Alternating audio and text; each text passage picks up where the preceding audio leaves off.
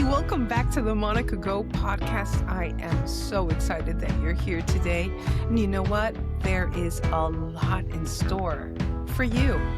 Yeah, it's for you.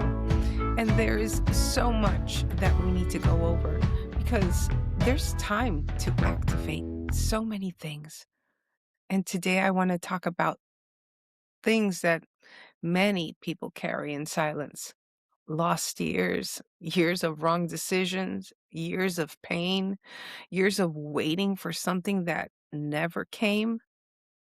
Do you know what I'm talking about? And perhaps you wonder, can God still do something with my story? I questioned that many times. And I'm here not to motivate you. I'm here to remind you that His living promise is still here for you and for me. You know, I love the promise that is stated in one of his books, Joel 2:25-26. I will repay you for the years of the locusts have eaten, the young locusts, the swarming locusts, those things that eat everything, that people are always ashamed of what they wanted, that everything was taken away from them. Mm. You know, when I was a little girl, I always dreamt, that was a personal dream that I had, to have grandpas, you know? I had grandmas, my mom's dad and my mom's mom, but a grandpa? I never had a grandpa. I never met them. They died way before I even was born. And that was kinda like that inner thing that, "Oh, how cool," because I saw my friends have grandpas and they meant a lot to them.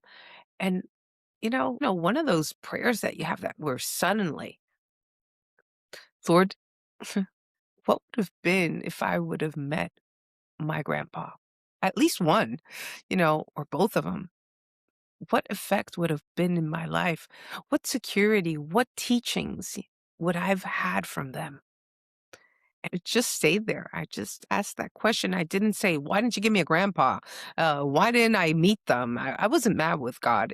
It was just, it happened. And I just asked him, could he tell me what would have happened? And for my surprise, things just started happening. Time went by, and God didn't say, I'm going to comfort you in those years. He said, I will give them back to you. That was his answer.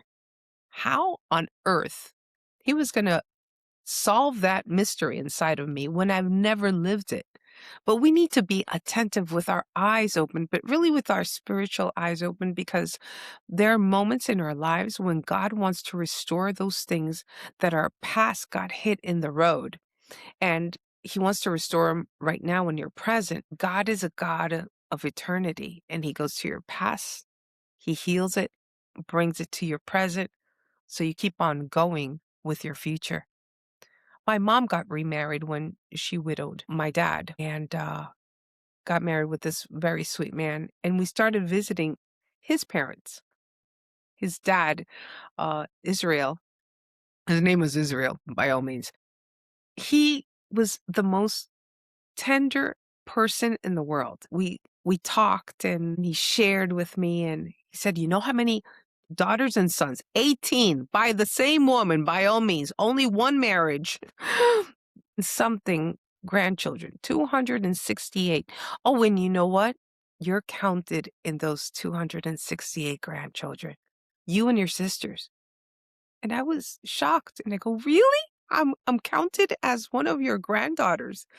Wow." Then I have 400 and great-grandchildren and so forth. He had a whole town was his own family. And I looked up to him. Every time I visit him, he always had words of wisdom, love, shared everything. But he was up in age. He was already 104 by that time. He used to work with this company, very well-known company, a textile company in Medellin, Colombia. He he retired from that company twice. He was older than the company. And so people from the company called their home to see if it was true that he was still alive. And to make a long story short, his daughter said, yeah, he's alive. He's here. Oh, could we go and visit him? Because they thought that they were lying, that they were paying that retirement money to somebody that was already dead. So they had to go visit to see if the man was there. And so they went. And the second time they went back, they wanted to give him a gift. And that gift was a beautiful, beautiful book. It was all sealed, a book of 100 years of the story of this company. And he was telling me that story the day that I went to visit him. And I said, wow, let's see the book. And his daughter said, oh no, nobody could touch that book. He doesn't want nobody to open the book. None of us could open the book. And I go, Grandpa Israel, really? Why can't anybody open the book? He said, because you're the one that's going to open the book. And I go, me? He said to his daughter, go and bring Monica the book. I want her to open the book. That was incredible. I was the one amongst all of his family. It wasn't 3 or 4 people in his family. It was hundreds of people of his family. I was the adopted granddaughter. And he gave me the privilege of opening that book with my sister Diana. When I started opening that book, I sensed from God healing my past. I was adopted by a grandpa that honored me being his granddaughter. I wasn't his flesh and blood, but he saw me as his flesh and blood. God was healing me through that man that adopted me as his granddaughter. Yes, God restores your present from the things you ask him from the past. This is things that I've asked God since I was in my teenage years. And in my adult years, he comes up with this beautiful grandpa that honored me like no one had honored me before. When I looked through the book, when we unwrapped the whole thing, pictures of 1920, 1929, and 1902, I don't know. Grandpa, what happened in this party? He says, oh, I was there in 1914. I was there. So beautiful. And I was able to share part of his memories. And I told him that day, I said, Grandpa, you need to wait for me when I come back because you're going to be 105 and I want to celebrate you. And that day of his birthday, the Lord took him to his presence, the day of his birthday. And the most beautifulest moment of honoring that man, God just honored him, bringing him back home on his birthday. I am so thankful that God healed me of my grandpa need, my grandpa lost. I was found. I was restored. He said he will give me back, and he did. You need to have your eyes open. You know that God is a God of spiritual restoration. It's not nostalgia. It's not resignation. It's divine restitution. He loves us so much. He says, I will restore you. Grandpa Israel was the loving person that God used to restore me. It doesn't matter how much time you think or I thought I had lost. God doesn't bargain with our past. He redeems it. Oh, my dear. Does it stop there? No, no, no, no. He is a God of restoration all the way. You know that in Ezekiel 36:26, it says, I will give you a new heart and put a new spirit within you. I will remove from you the heart of stone and give you a heart of flesh. That is heavy duty. That is intense. You know that in my younger years, a teenager made some bad decisions. And so I wasn't living my moment. I was like an advanced moment. I wanted to get married. I wanted to have kids, but made the wrong decision. So I couldn't graduate with with the people that I wanted to graduate with, put on the cap and gown with them. It was that thing that I said, "Ah, I didn't do it. Shucks, I didn't do it." I I hurt myself inside of me every time that I thought about it, that I said, Monica, you didn't do it." But I had to stop the nonsense. And my kids started graduating with the cap and the gown, and I felt like, wow, I felt like I was graduating inside of them. I was so proud and so happy for them because they're great guys. My guys are amazing. But would you ever think that you could graduate, Monica? No. I've been pastoring for over 20 years, and I love it. I love to see people restored. I love to see people happy. I love to see people living their purpose. And what I just saw myself years later in London, England, graduating from my doctorate, my humanitarian doctorate, with a cap and a gown, carrying a United States flag and my Colombian flag to represent my birth country and to represent my family. I just started crying when I had the cap and the gown on me. You know, I couldn't believe that God was restoring that part of my life. I just felt that sense of him saying, "You did it. You have the cap and gown on. You're graduating with all of these beautiful people that surround you, that love you, that honor you, and that you honored yourself." And I was honoring my family, and God was restoring that past that once and once again I tried to say, "Look what you didn't do," but I just had to leave it in God's hands and say, "Father, I'll just celebrate somebody else when they have that cap and gown on." But when I had it on, it was all God. He gave me a new heart amongst it. He gave me a new spirit of it. He renewed my heart.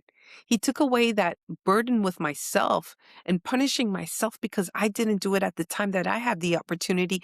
But then it was even grander than before. He gave me a new heart with that. God doesn't restore us from the outside. It doesn't matter what other people think, by all means.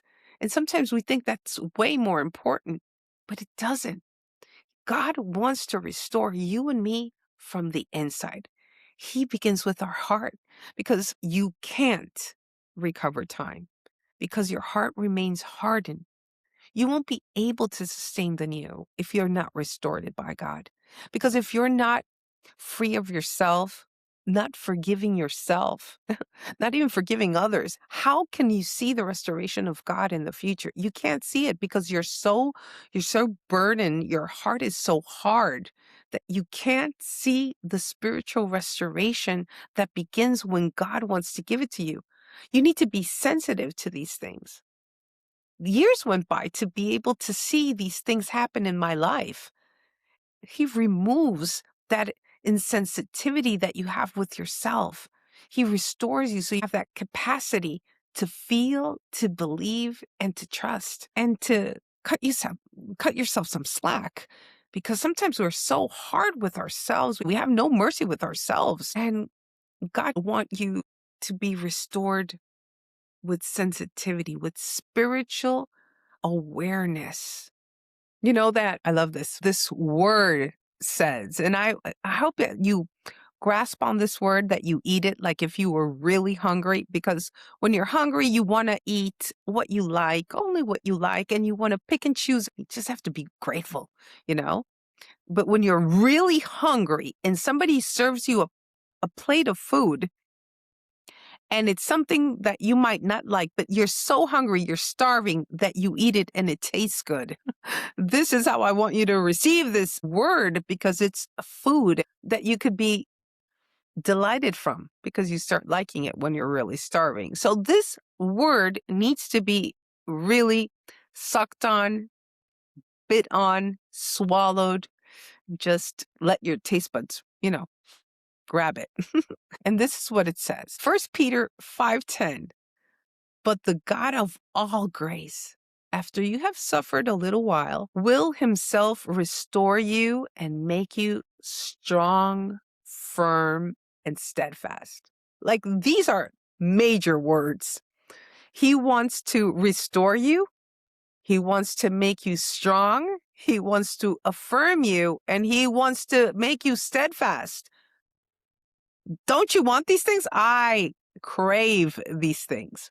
So if God wants to restore you, if God wants to make you strong, firm, and steadfast, believe me, he's going to do it. You have to believe it. So this is your food. I got married fast and got a divorce. Didn't get married with that spectacular dress that a woman always wants to get married with. A beautiful white, incredible gown, fit to your beautiful body, and that you would look as the most beautifulest woman in the place, in the city, in the town, in the nation. You want to be the bride. I never got a beautiful white dress. Then I got remarried and I didn't have the dress.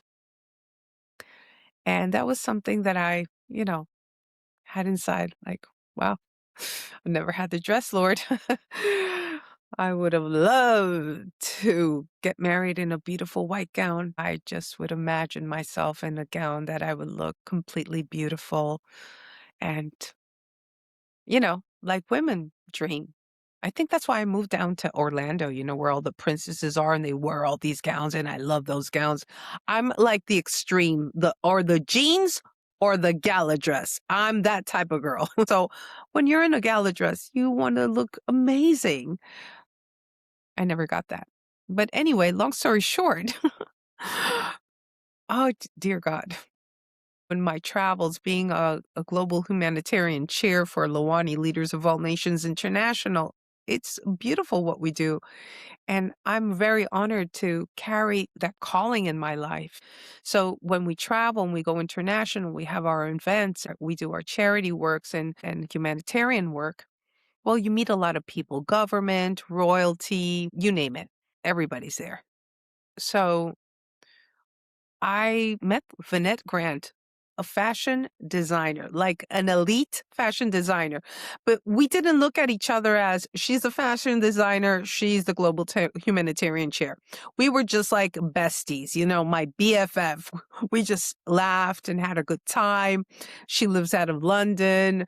I'm in the States. And so we met in London. Then we saw each other in the Philippines and, cultivated this relationship. Beautiful woman. I love her. And she calls me up. She goes, Monica. She talks so beautiful. They talk gorgeous. I really love it. Anyway, she calls me up. She says, Monica, would you honor me wearing one of my dresses for the event in Dallas, Texas, fashion show for Luani's event? And I go, are you serious? I would be delighted. I would go, what? Oh my God, yes. What an honor that you would have thought about me. Wow, thank you, Vanette. Yeah, I would be honored. So she goes, okay, hon, now you need to send me your measurements. She taught me how to measure myself so I could send her my measurements. And she goes, I have a beautiful surprise for you. Oh, did I know? No, I didn't know. I just thought I already had seen beautiful designs, something gorgeous, the color. I just imagined something gorgeous from her. She's great. When I went to Dallas, what I was getting into was the most spectacular dress, the wedding dress. It was going to close her event. It was going to close the fashion show. The most gorgeous pearled dress. It was perfect for me. And it had a Texan hat and a beautiful, I don't even know what to call it. Jesus, I'm kind of like thinking in Spanish and talking in English. Oh, well, you understand what I mean. Like it was incredibly beautiful.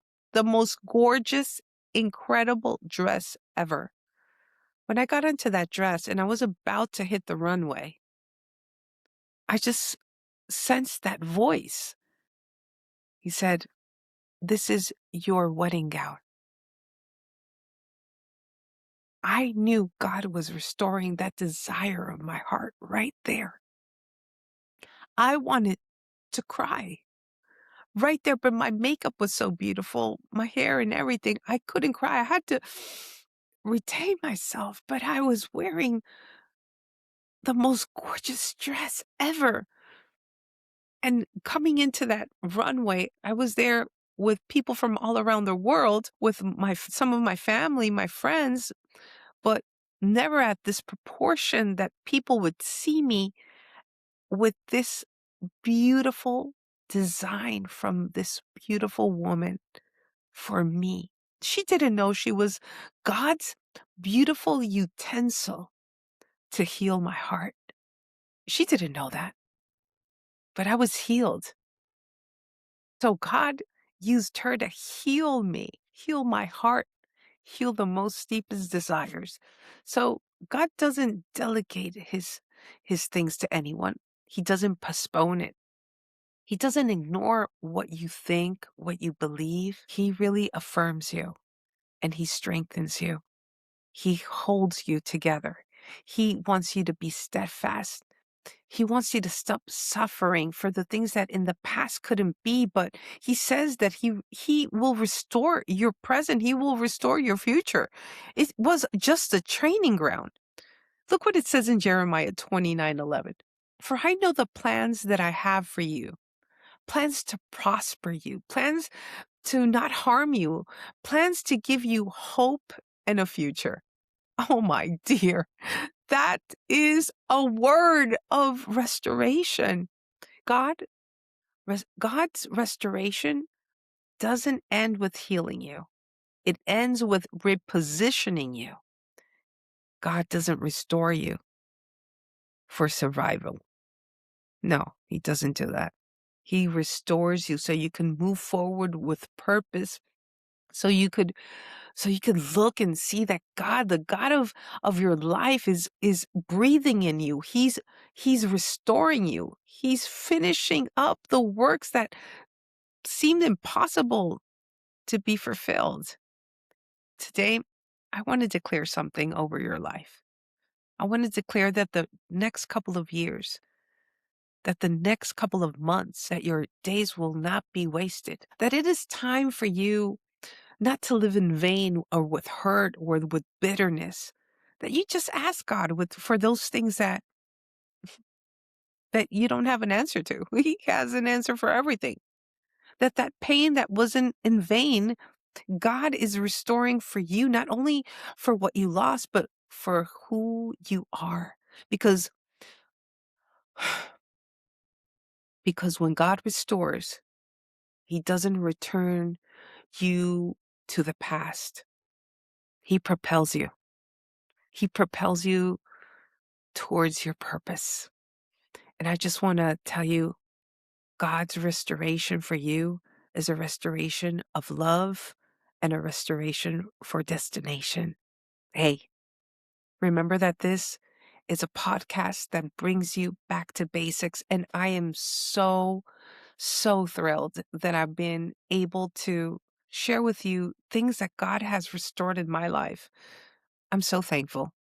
I'm so blessed. And I have to share this blessing with you. Hey, wherever you are around the world, shake everything off. Ask God. He will restore you. Remember to give it a go. You know why? Because God already gave a go for you. Hey, love you. Love you wherever you are. See you then.